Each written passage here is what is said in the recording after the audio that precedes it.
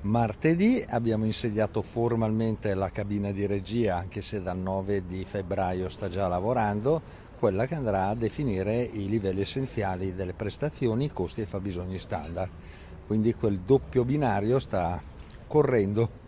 I 61 saggi attendono la registrazione della Corte dei Conti rispetto al DPCM di loro nomina. Noi stiamo raccogliendo tutto il materiale in modo che abbiano i contenuti su cui lavorare.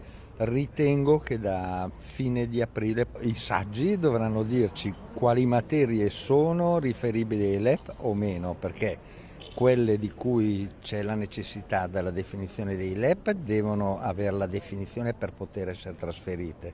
Quelle che non hanno un riferimento ai LEP dal giorno dopo l'approvazione della legge potranno essere trasferite. Ritengo che per la fine dell'anno potremo avere l'approvazione della legge d'attuazione e una buona parte dei livelli essenziali per quelli di cui ci sarà bisogno, e quindi inizio 2024 si inizia a fare sul serio con le intese e il trasferimento delle funzioni.